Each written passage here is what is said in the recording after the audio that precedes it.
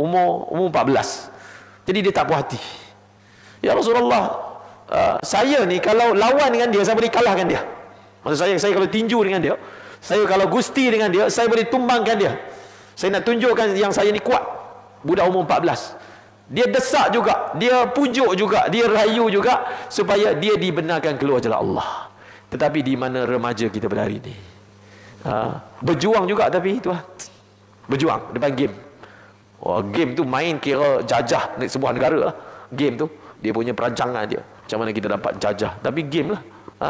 Bukan remaja di mana belia kita, bukan belia di mana orang tua kita. Itu masalah dia. Masalah ni daripada kanak-kanak, remaja, belia sampai orang tua. Maka keadaan seperti ini tak cukup dengan kita mengomen, mengutuk, tak guna. Apalah tak datang masjid, tak guna cakap kan. Kalau sekadar bercakap, tulis kat Facebook, medsos, apalah tak datang masjid, dah tua pun tak ingat akhirat ke. Tak guna. Itu bukan cara dia.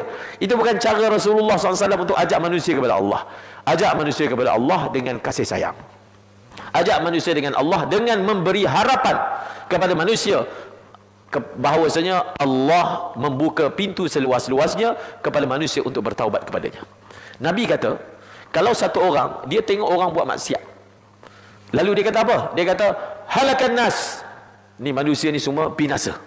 Dia kata apa?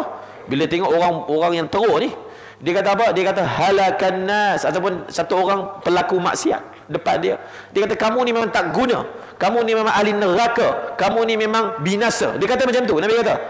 Nabi kata fahuwa ahlakahum, ataupun fahuwa ahlakuhum. Sebenarnya orang yang mengucapkan kata-kata itu telah membinasakan mereka. Apa maksud dia? Siapa yang kata kepada orang yang buat salah ni, kamu ni binasa, Nabi kata sebenarnya dia telah binasakan orang tu. Apa maksud dia? Maksud dia, perkataan negatif yang keluar daripada mulut dia telah menyebabkan orang itu hilang harapan rahmat Allah. Bukan menyebabkan orang tu lagi datang kat masjid, dia lagi jauh daripada masjid. Sebab apa? Dia kata, kalau aku ni binasa, alang-alang binasa sikit-sikit biar rentung. Maka dia terus dalam maksiat. Nabi kata, ucapan seperti itu menyebabkan orang tu menjadi punca sebenarnya. Kadang-kadang orang masjid yang menjadi punca orang lagi jauh daripada Allah. Kerana apa? Kerana kita tak belajar seni dakwah. Bukan seni, dakwah ni bukan seni. Kita tak belajar adab dakwah. Kita tak belajar syariat dakwah, ataupun dengan erti kata yang lain, kita tak belajar macam mana Nabi dakwah. Tak belajar.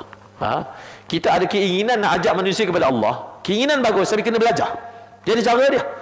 Bukan dakwah ni bukan maksudnya semata-mata ajak. Kita tulis, kita ajak, kita bagi motivasi, maknanya kita dah dakwah. Tak. Dakwah ini dia adalah suatu kerja yang mempunyai pelbagai aspek. Maksud daripada dakwah, ulama kata, adalah untuk menimbulkan rasa keinginan manusia kepada agama. Nak timbulkan orang suka kepada agama. Macam mana cara dia? Nak timbulkan. Bukan nak bagi tahu. Sebab ramai orang yang tak semayang ni bukan sebab dia tak tahu. Ke dia tak tahu yang semayang tu wajib? Tak mungkin, tak mungkin. Kalau duduk kat Malaysia, kalau keluarga Islam, tak mungkin dia tak tahu semayang tu wajib. So maksudnya apa? Isunya bukan tak tahu. Isunya bukan tak tahu. Isunya tidak ada tu benda yang boleh lonjak dia buat. Tak ada. Apa perkara yang boleh push dia untuk buat, sehingga timbul gairah. Itulah yang sebenarnya usaha dakwah ni, untuk menimbulkan syauq, untuk menimbulkan gairah, untuk menimbulkan suka. Macam mana cara untuk menimbulkan suka kepada agama? Menimbulkan suka kepada agama, menimbulkan suka untuk belajar agama. Hadis yang saya bacakan tadi, Nabi kata siapa yang kata kat orang halakan nas, orang ramai ini binasa tak guna, maka Nabi kata sebenarnya dalam satu riwayat yang lain, dialah orang yang paling binasa. Sama ada ahlakahum ataupun ahlakuhum. Dia telah menyebabkan orang lain binasa dengan kata-kata dia, ataupun makna dia, dialah orang yang paling binasa. Yang cakap itulah orang yang paling binasa. Ada dua orang kawan. Satu orang ini pelaku maksiat, satu orang lagi orang amal soleh. Dia selalulah nasihat yang melakukan maksiat ni, orang fasik ni. Sampai satu tahap dia fed up. Dia fed up. Satu hari dia selisih dengan orang tu nak pergi buat maksiat. Dia kata, orang macam kau ni, lebih kurang ayat dia dalam hadis Nabi, orang macam kau ni tidak akan diampunkan oleh Allah. Itu ayat yang dia cakap. Maka perkataan dia itu dicatat oleh malaikat. Perkataan dia itu ditangkap Di hari akhirat nanti Nabi kata, Allah Ta'ala tanya dia, kamu tahu mana aku tak akan ampunkan dia? Dia boleh jawab tak soalan tu? Maksudnya orang yang keluarkan perkataan seperti dia ni menghukum orang, dia boleh jawab tak soalan tu? Kalau Allah tanya dia nanti, kamu tahu mana yang aku tak akan ampunkan dia? Dan Allah Ta'ala nak tunjukkan kebesaran dia, Allah nak tunjukkan kesombongan dia. Allah ampunkan orang pelaku maksiat ini, dan Allah masukkan orang soleh tadi dalam neraka.